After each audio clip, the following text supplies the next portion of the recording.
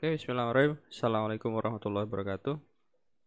Eh, apa kabar semuanya? Ya, kita ketemu lagi untuk mengawali kuliah sistem indera pada pagi hari ini. Kita berdoa terlebih dahulu, mudah-mudahan ilmunya bermanfaat ya. Berdoa dipersilahkan.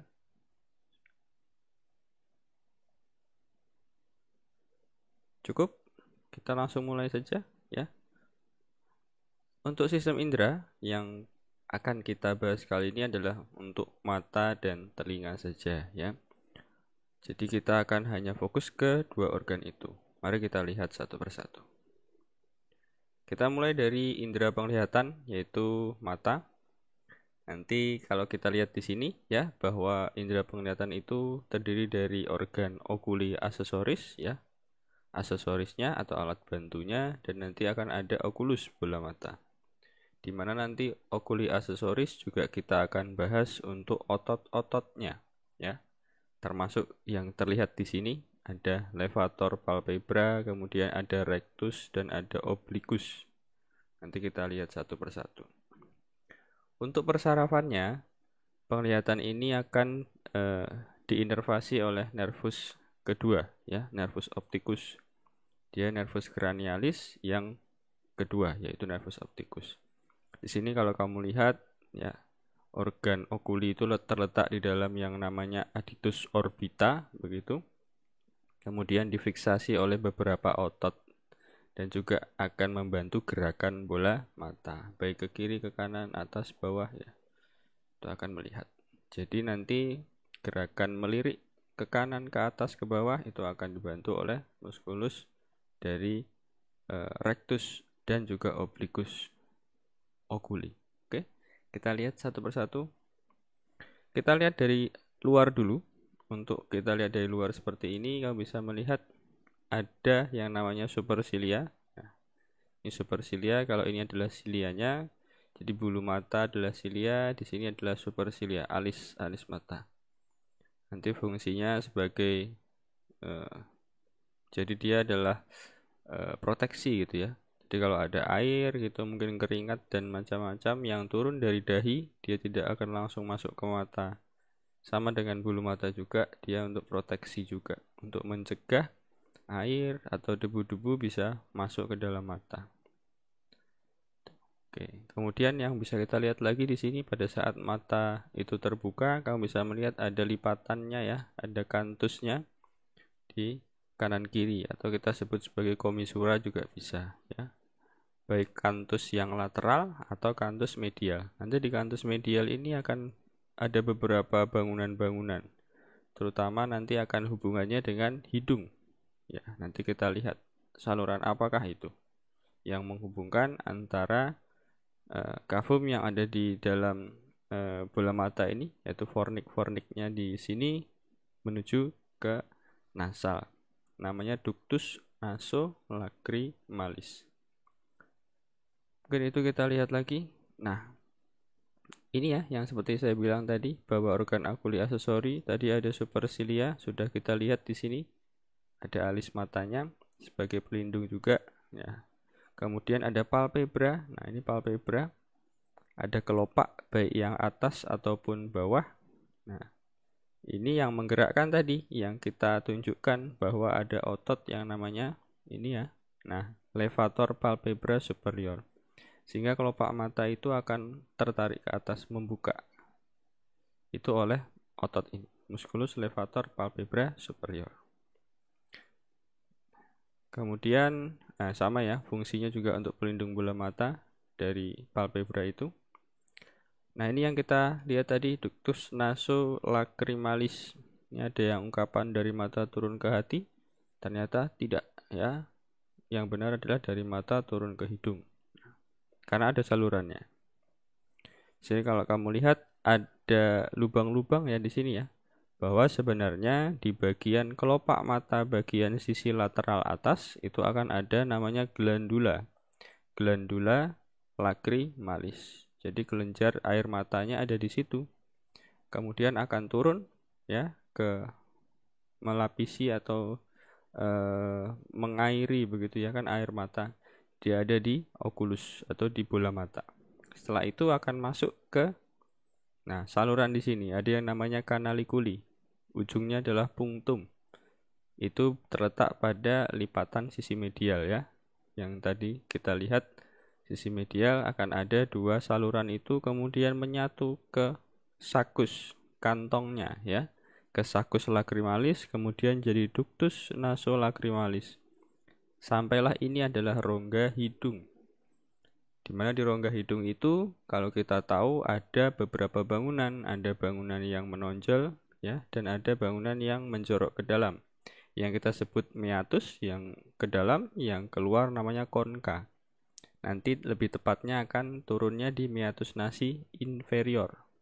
Jadi air mata itu akan turun ke sini. Sehingga kalau kita menangis biasanya hidung kita juga ikut berair karena memang ada salurannya. Atau mungkin kalau kamu lihat ada pesulap begitu memasukkan biji jagung, kemudian keluarnya di mata gitu. Ya, itu bukan sulapan tapi memang ada salurannya. Ya. Oke. Lanjut. Nah, ini tadi aparatus lakrimal itu adalah kelenjar air mata yang kita bahas tadi ya, dihasilkannya sama glandula lacrimalis yang ada di atas ya, kemudian akan keluar masuk ke sakus konjungtiva, kemudian ke bagian bola mata, ke sudut mata, kemudian akan akhirnya ke ductus nasolacrimalis yang keluar di meatus nasi inferior. Jangan dilupakan juga bahwa ada lapisan penghubung ya, bukan penghubung, lapisan jadi di depan dari kelopak di depan dari bola mata itu akan ada lapisan yang melindungi juga namanya konjungtiva, lapisan tipis ini ya. Dia ada di permukaan. Jadi ada dua, baik di kelopak mata maupun pada bola mata. Kalau pada bola mata namanya konjungtiva bulbi. Kalau pada kelopak mata itu namanya konjungtiva palpebra. Ini. Nah, di sini juga banyak. Kalau kita lihat ada pembuluh darah juga, maka kalau ada keadaan klinis ya, kita mungkin kemasukan debu, kemudian ada iritasi di mata. Inilah yang pertama nanti akan melebar pembuluh darahnya.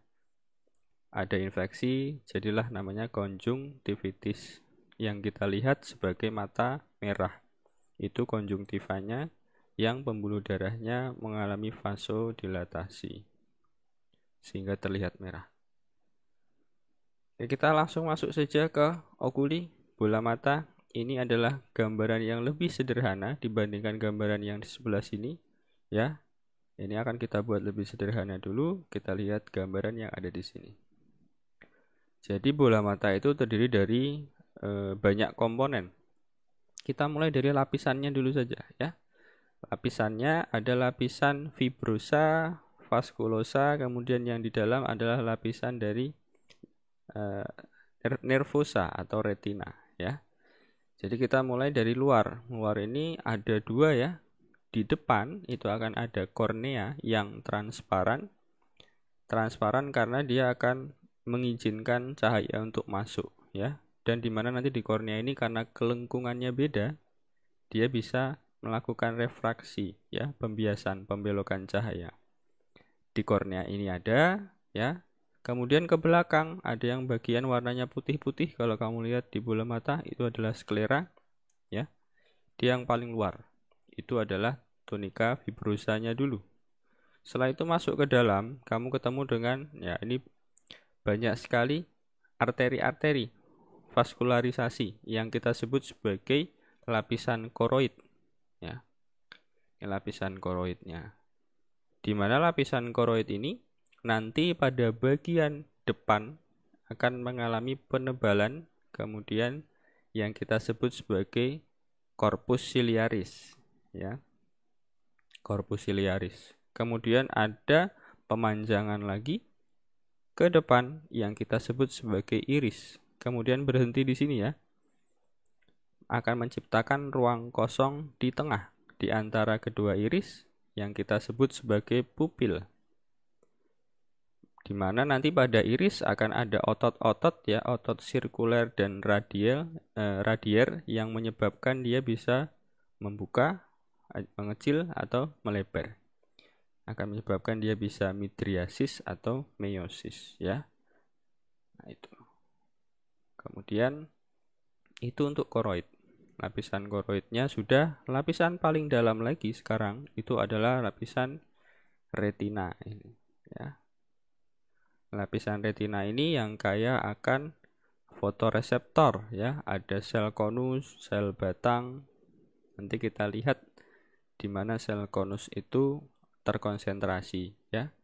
Jadi di retina ini ada bagian yang kita sebut sebagai makula lutea. Ini yang seperti bulatan ini keseluruhan namanya makula, di mana pada bagian tengahnya kita sebut sebagai fovea centralis. Itu kalau kita tarik garis lurus, dia tepat jatuhnya di belakang, ya, langsung. Sedangkan optikus ini dia letaknya lebih ke medial. Jadi ini kemungkinan adalah ini mata sebelah kanan yang kita lihat dari atas, ya. Optik nervusnya akan ke sisi medial. Di sini adalah sisi medialnya, ini lateralnya. Di mana tengah-tengahnya ini adalah Pulau Jawa, bukan, ya. Tengah-tengahnya ini ada makula lutea. Di mana kalau kita lihat makula lutea akan lebih gelap, sedangkan diskus optikusnya ini akan lebih terang, dan nanti bisa kita bedakan bagaimana membedakan makula lutea dengan diskus optikus nanti pada saat kita lihat di fundus oculi. Sementara kita sudah tahu, ya, di sini dulu ada makula lutea dan ada fovea centralis. Tadi adalah bagian dari lapisan retina. Lapisan retina adalah lapisan yang sensitif terhadap cahaya. Jadi dia bisa menerima cahaya. Nanti dia punya dua lapisan sebenarnya, ada pigmen, lapisan pigmen dan lapisan neural, atau nanti diisi oleh sel batang dan sel kerucutnya. Nanti akan terus berjalan sampai satu titik di sini, ya, di mana sel batang dan sel kerucutnya sudah tidak ada, tinggal sel pigmennya saja yang naik ke depan melapisi. Sehingga lapisan ini, ya, lapisan yang ada selanjutnya ke depan itu lapisan yang tidak sensitif terhadap cahaya. Ya, jadi ada lapisan retina yang sensitif, sedangkan kalau ke depan cuma pigmennya saja yang terus meneruskan diri ke depan, di sana sudah tidak sensitif oleh cahaya. Batasnya adalah yang kita sebut sebagai ora serata. Ora, ya, sudah tidak ora iso meneh, ya. Ini sudah tidak menerima cahaya. Sedangkan kalau yang di belakang dia bisa sensitif terhadap cahaya. Jadi keseluruhan ini sebenarnya bisa menerima cahaya, ya, karena ada sel batang dan sel kerucutnya, sel konus dan rodnya. Tapi kalau di fovea centralis akan banyak konsentrasi dari sel konus. Ya, sel konus itu sel yang lebih sensitif gitu, ya. Jadi dia bisa menangkap warna, tapi kalau sel batang hanya gelap terangnya. Sehingga kalau keadaan cahaya cukup, sel konusnya akan membagi warna-warna. Oke, lapisan sudah, ya. Secara singkat tadi ada lapisan yang di luar, fibrosanya, ada sklera dan kornea. Kemudian di dalamnya ini yang vaskularisasi adalah lapisan koroid, baru paling dalam ini adalah lapisan retina.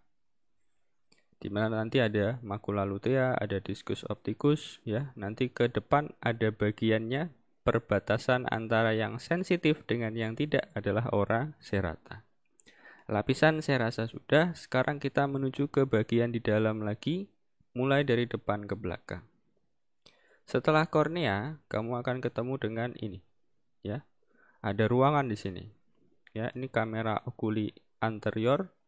Di dalamnya sini adalah kamera oculi posterior, ya. Batasnya adalah pupil di sini, ya.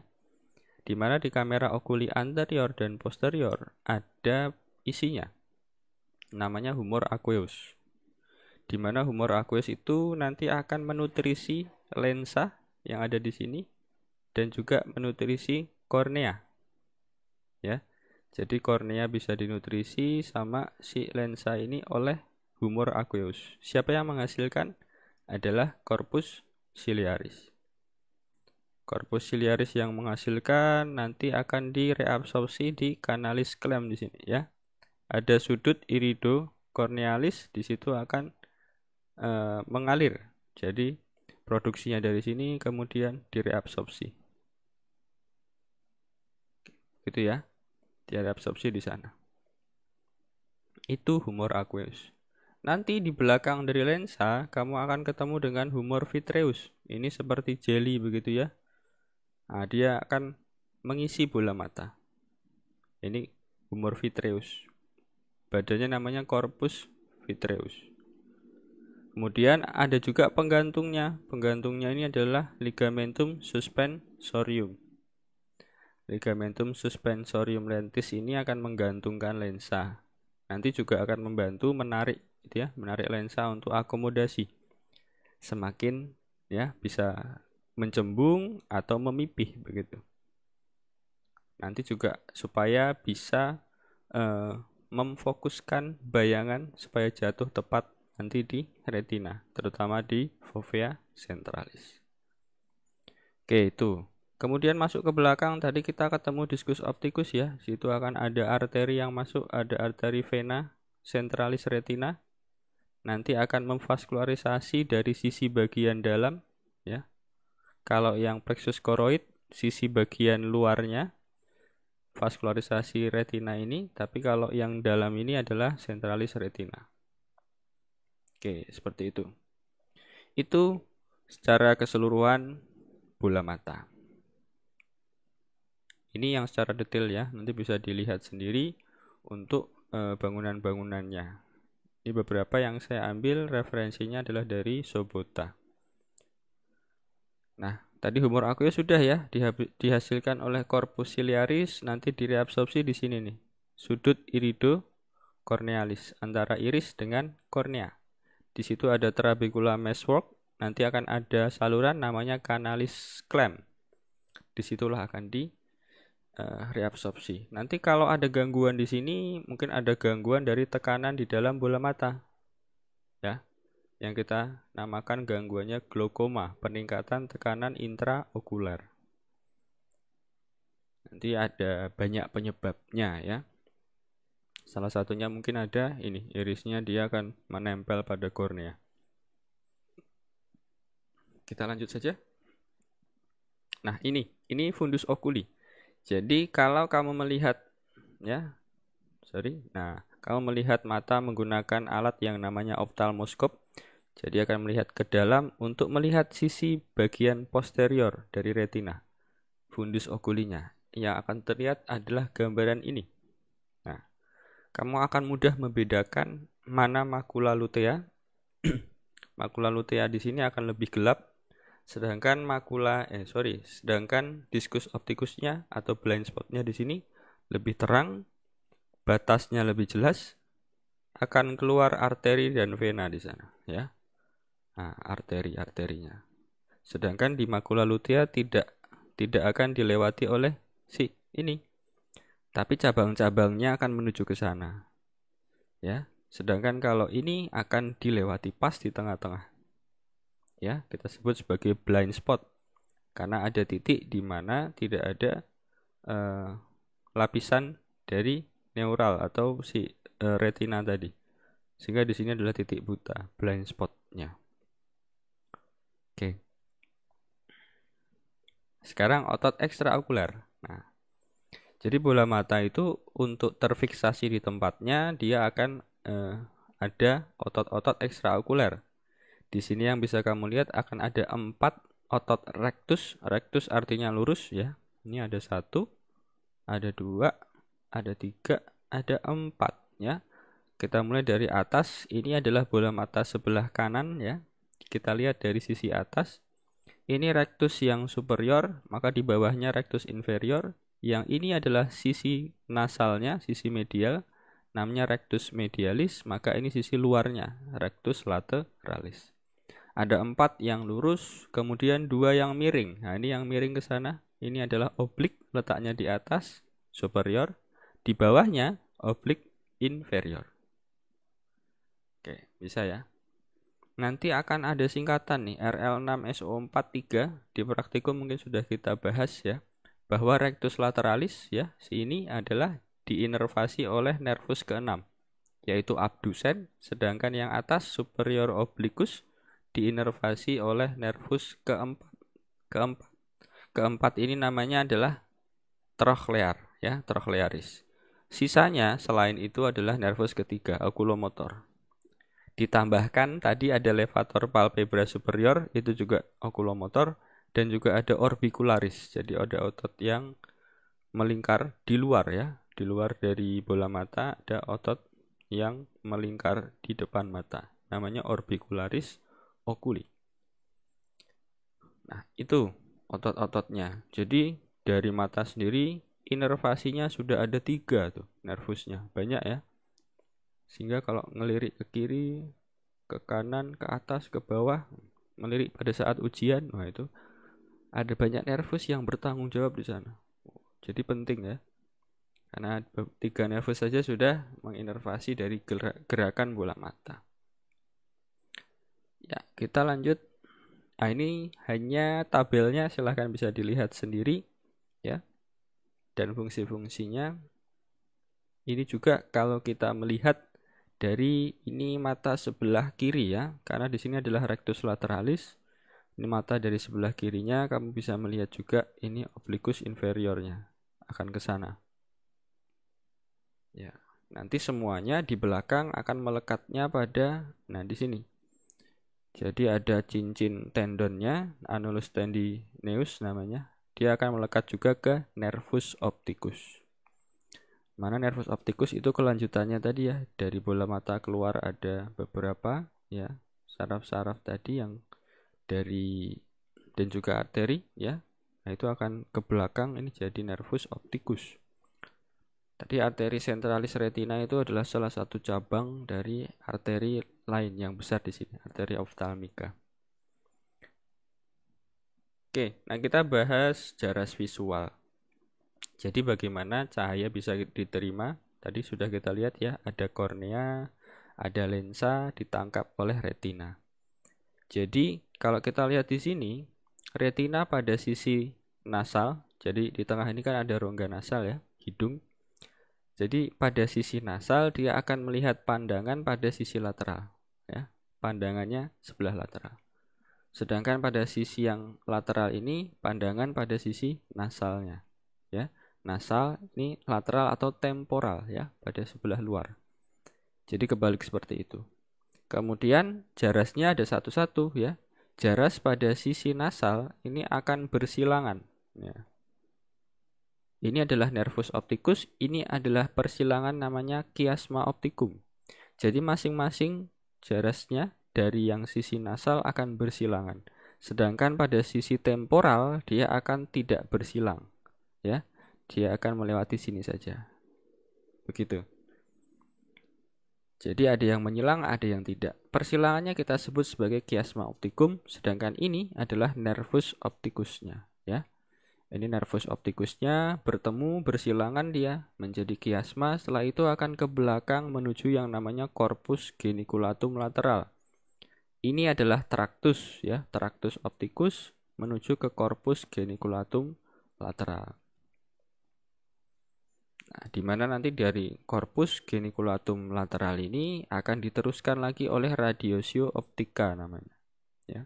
Ini radiatio optica ke lobus yang sesuai. Karena lobus penglihatan kita kan ada di lobus occipital ya. Terutama nanti korteksnya akan ada di kanan kiri dari atau atas bawah dari sulcus atau visura calcarina. Kemarin mungkin sudah kita bahas, ada di sini namanya visura calcarina. Situ adalah area atau korteksnya dari penglihatan. Jadi urutannya seperti itu ya. Nanti masing-masing akan ada, kalau terjadi gangguan di sebelah sini akan ada sendiri. Maka bisa saja kalau ada gangguan pada sebelah traktus ini ya, maka yang akan mengalami gangguan berarti adalah pada yang sebelah berlawanan adalah nervus pada sisi nasal. Kalau pandangannya pandangan sisi temporal yang akan terganggu. Sedangkan pada sisi yang sama, pandangan yang akan terganggu adalah pandangan pada sisi nasal, sedangkan nervusnya atau jarasnya jaras sisi temporal. Jadi kalau yang terganggu sisi temporal, pandangan yang terganggu adalah sisi nasal. Begitu ya. Oke, lanjut saja. Itu tadi adalah anatomi untuk mata ya. Sekarang ke telinga. Nah, di telinga ini kita bagi menjadi 3 ya. Ada auris externa di luar ini sampai ke masuk ke dalam, namanya meatus acousticus externus. Batasnya adalah membran timpani. Dari membran timpani ke belakang ini adalah osikula auditiva, ada tulang-tulang pendengaran, itu adalah auris media ya. Auris media termasuk juga adalah tuba auditiva atau tuba eustachius. Masuk ke bagian dalam, di sini kita akan ketemu dengan auris interna, di mana akan ada 2 organ penting ya. Yang satu koklea untuk pendengaran, dan satu lagi adalah kanalis-kanalis ini ya. Ini untuk vestibuli atau keseimbangan. Kanalis ini bentuknya menyerupai lingkaran, maka namanya kanalis semicircularis ya. Ini untuk keseimbangan, yang di sini koklea ini untuk pendengaran. Kita lihat satu persatu. Nah, ini auricula. Auricula ini ada banyak bangunannya ya. Kamu bisa melihat. Itu sudah disebutkan semua. Di praktikum juga sudah kita bahas bahwa auricula ini nanti fungsinya adalah untuk mengumpulkan gelombang-gelombang suara sehingga masuk ke meatus acousticus internus. Kalau kita bahas secara singkat saja bangunan-bangunannya, kita mulai dari lipatannya yang di luar ini namanya helix, di mana helix akan berakhir menjadi kakinya ya, menjadi krus helix di sini. Kemudian setelah helix akan ada skapa ya. Baru setelah skapa lipatannya lagi di sini kita sebut sebagai antihelix. Di mana antihelix punya 2 kaki, berarti namanya krus antihelix. Krus antihelix dia membentuk sebuah cekungan fossa, bentuknya segitiga, maka namanya fossa triangularis. Kalau krus helix tadi dia akan membagi 2 ruangan ya. Akan membagi di atasnya namanya simba concha, bawahnya concha auricula. Ruangan kecil ini namanya simba, bawahnya concha. Simba concha, concha auricula. Kemudian ada penonjolan di sini ya. Yang ada di depan namanya tragus, di seberangnya menjadi antitragus. Tragus dan antitragus, di mana di tengah-tengahnya akan ada Pulau Jawa. Bukan, akan ada apa? Akan ada incisura jembatannya. Ini incisura intertragika, di antara tragus dan antitragus. Kalau yang di antara ini ya, di antara krus dengan tragusnya ada incisura anterior. Kemudian ini di sini ada lobulus auricula ya. Bagian lobulus yang biasanya ditindik itu ya, dikasih anting-anting dan kawan-kawan. Ini namanya lobulus auricula. Ya, setelah itu masuk ke meatus acousticus. Ini masuk ke dalam. Nanti di meatus acousticus internus ini ada modifikasi kelenjar sebasea ya, yang namanya nanti menghasilkan cerumen. Ya, kotoran telinga itu namanya cerumen. Jadi cerumen itu akan ada dihasilkan. Jadi kalau kamu lihat ada 2 pars ya, ada pars cartilaginia sama pars tulangnya, os, pars osseusnya. Jadi sebenarnya seharusnya si cerumen itu tidak akan masuk ke dalam, tapi dia dihasilkannya di sebelah sini. Kemudian secara fisiologis kalau kita melakukan gerakan mengunyah, maka cerumen itu akan dibawa keluar ya. Jadi kalau makan itu sambil dikunyah, jangan langsung ditelan ya, karena ternyata mengunyah makanan ada manfaatnya juga untuk mengeluarkan cerumen. Tapi ya jangan dipikir bahwa cerumen yang keluar tuh langsung besar-besar, enggak, kan dihasilkan kecil-kecil. Jadi yang sudah keluar itu bisa dibersihkan dengan cotton bud. Jangan dimasukkan ke dalam. Dimasukkan ke dalam itu berlaku kalau serumennya masih basah gitu kan, karena melekat pada. Tapi kalau tidak justru akan mendorong ke sana sehingga mengganggu jalannya gelombang suara. Karena ternyata di sini tersumbat oleh serumen. Itu kita sebut sebagai serumen prop. Kalau ada serumen yang besar sehingga menutupi liang telinga. Oke, itu yang di luar ya. Masuk ke dalam kita ketemu ini, membran timpani. Nah, ini kalau kamu lihat, kita lihat dulu sisi depannya adalah sebelah sini ya. Ini sisi belakangnya. Ini kalau kamu lihat yang secara keseluruhan begini, ini skemanya.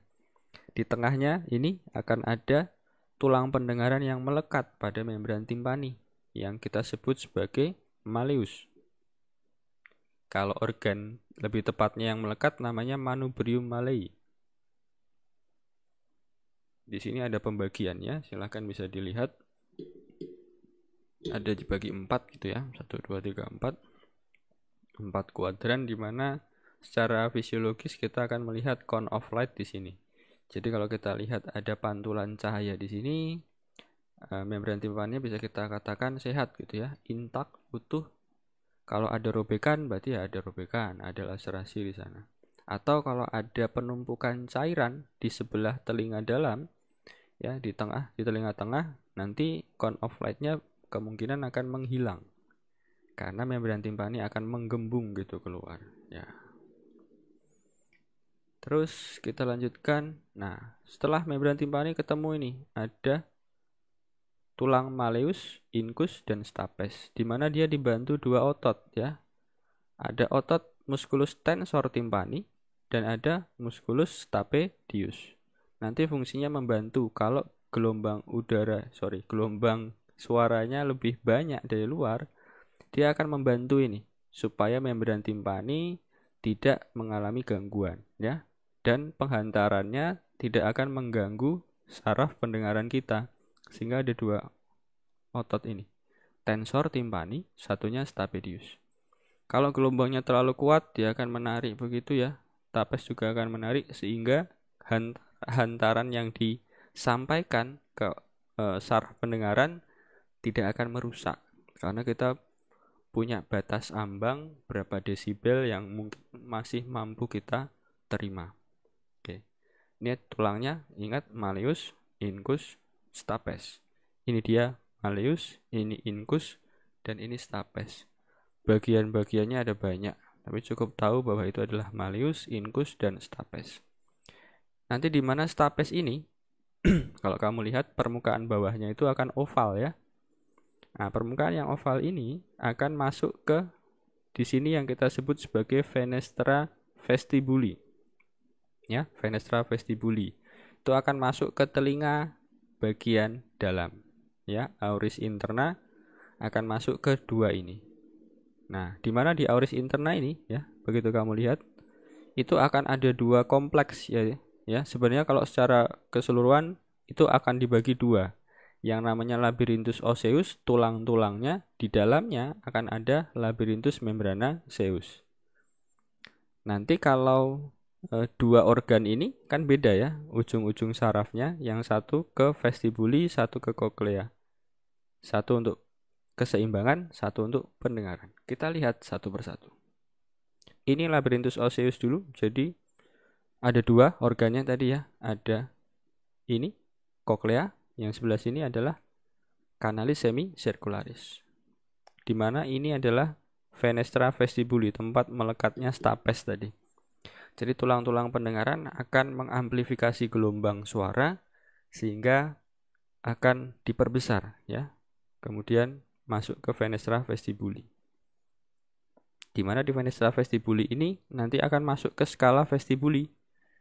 Ya, skala vestibuli kemudian terus sampai ke ujung dari sini, dari bagian luarnya namanya cupula, tapi rongga di dalamnya namanya helicotrema. Helicotrema menghubungkan antara skala vestibuli dengan skala timpani yang akan kembali lagi keluar ke bagian fenestra cochlea. Di antara 2 itu akan ada skala media. Nanti di skala media lah yang penting karena ada organ korti. Nanti kita akan sampai ke sana. Kalau ini adalah bagian dalam dari labirinthus osseus. Jadi labirinthus membran osseusnya. Ini ya, kalau bisa melihat, ini lebih ke keseimbangannya yang kita lihatkan bahwa ada kanalis semicircularis mewakili 3 dimensi ya. Duktusnya ada yang ke atas, ke belakang begini, kemudian sana. Jadi 3 dimensi. Isinya juga sama, ada perilimfe ya, sehingga kalau akan ada cairannya ya yang bisa ada sensor di sini, namanya ampula membranaceae ini. Jadi kalau cairannya bergeser ke sana, menumpuk di sini, kita tahu, oh kita lagi di depan, miring ke belakang tahu, miring ke kanan, kiri juga akan tahu.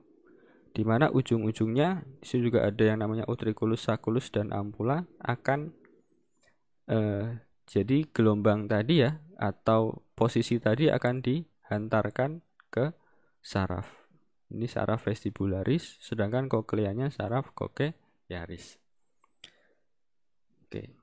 Nah, ini tadi organ Corti yang kita sebut bahwa ada skala vestibuli, ada 3 skala ya. Skala vestibuli di mana masuknya lewat fenestra vestibuli. Ini skala timpani, keluarnya lewat fenestra cochlea. Tengah-tengahnya ada skala media. Di situ ada organ Corti dan ada membran ini ya, membran tektorialnya. Ini yang akan mengubah gelombang suara tadi menjadi sinyal-sinyal yang bisa dibawa oleh saraf ya. Di sini. Saraf koklea. Tadi kalau getarannya terlalu kuat, ini bergetarnya juga lebih kuat. Nanti akan merusak ini tadi, organ Corti ini tadi. Oke. Nah, itu tadi ya sudah sampai ke belakang bahwa anatomi telinga tadi kita lihat dari luar, auris eksterna, auris media, dan auris interna. Di mana di auris interna ada 2 organ, vestibuli dan cochlea. Nervusnya adalah nervus vestibulo-cochlear atau nervus ke-8. Oke, saya rasa itu saja. Mudah-mudahan apa yang kita berikan ini bisa bermanfaat. Silahkan belajar lagi, jaga kesehatan, jangan lupa. Oke, kita tutup ya. Kita tutup dengan hamdalah dan doa untuk majelis. Subhanakallahumma wa bihamdika asyhadu an la ilaha illa anta astaghfiruka wa atubu ilaik. Oke, terima kasih. Assalamualaikum warahmatullahi wabarakatuh.